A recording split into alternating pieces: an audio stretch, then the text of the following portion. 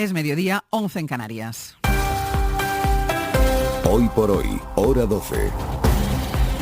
Marcos, ¿qué tal? Hola, Ángel, ¿qué tal? Cada vez es más difícil entender la vida. Esto es en general.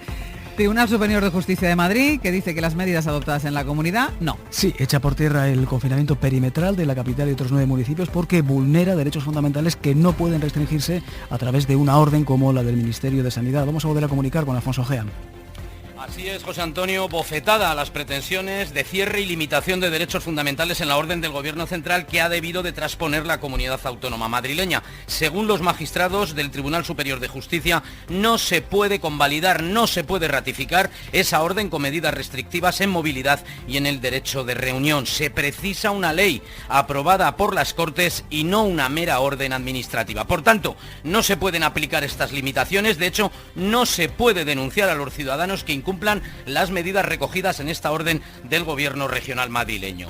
Es más, los jueces les recuerdan a los responsables políticos que estas limitaciones se pueden aplicar con una ley específica que puede ser ordinaria o incluso de carácter orgánico, pero nunca mediante la aplicación de una orden propia de la jurisdicción administrativa. Bueno, pues el Gobierno autonómico, gracias a Alfonso, estaba a la espera de conocer este fallo judicial para poder imponer sanciones económicas a quienes no respetan ese confinamiento perimetral. Noticia que se ha conocido mientras estaba reunido además el Pleno de la Asamblea de Madrid, a la que ya nos dirigimos. Javier Bañuelos.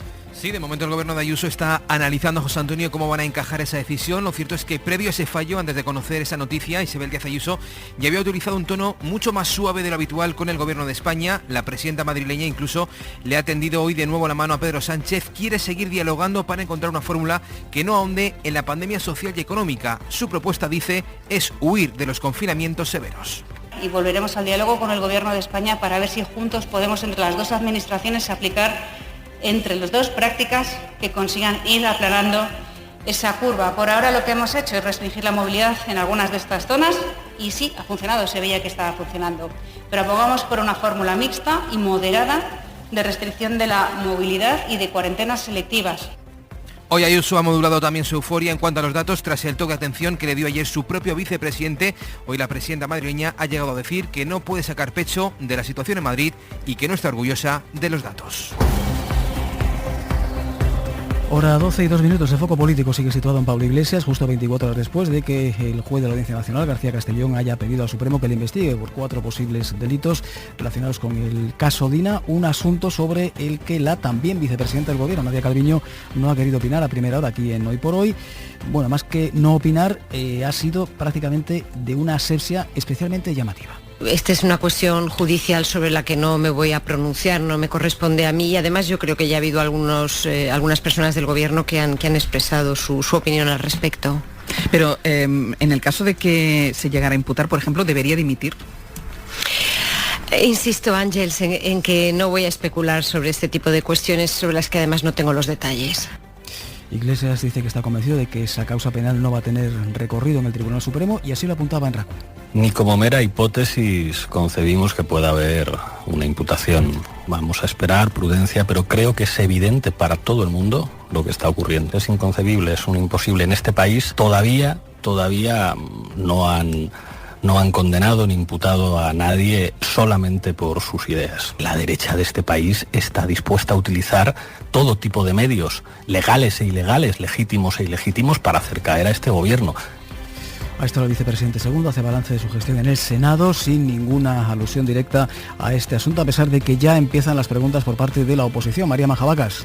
Sin ninguna. Tras una primera exposición que ha tenido el vicepresidente ha llegado la primera petición de dimisión por el escándalo Dina. No es una cuestión baladí, ha dicho el portavoz del Grupo Mixto de UPN, Alberto Catalán. La presidenta de la comisión le ha dicho que no era el momento, que se centrara en la discapacidad, asunto sobre el que se centra la comparecencia de Pablo Iglesias, que ha destacado 3 ejes de su política: futuro, empleo, derecho y accesibilidad para las personas con discapacidad, sobre las que además, decía, se ha cebado la pandemia. La pandemia en gran medida se ha llevado por delante la inclusión de personas con discapacidad en entornos laborales. Según el SEPE, la contratación de personas con discapacidad durante los primeros 8 meses de este año es un 30% menor que la contratación durante el mismo periodo en el año pasado.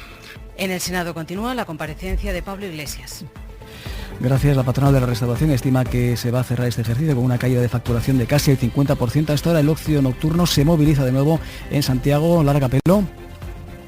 Los locales son espacios seguros. Ese es el mensaje que quieren lanzar hoy los profesionales del sector, una protesta que han iniciado en Vehículo y que acabará ante la Xunta de Galicia. El sector reclama al gobierno gallego que flexibilice al menos parte de las medidas para poder mantenerse a flote. Aquí no solo hay representantes de discotecas o pubs, también de bares, todos de una u otra manera se han visto afectados por las limitaciones de horarios y aforos. Es una situación, dicen, desesperada.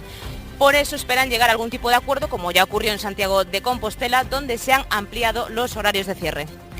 ¿Ya está? De momento. Venga, de momento, exacto, porque todo es susceptible de cambiar en las próximas horas o incluso en los próximos minutos. Seguro. Hasta luego.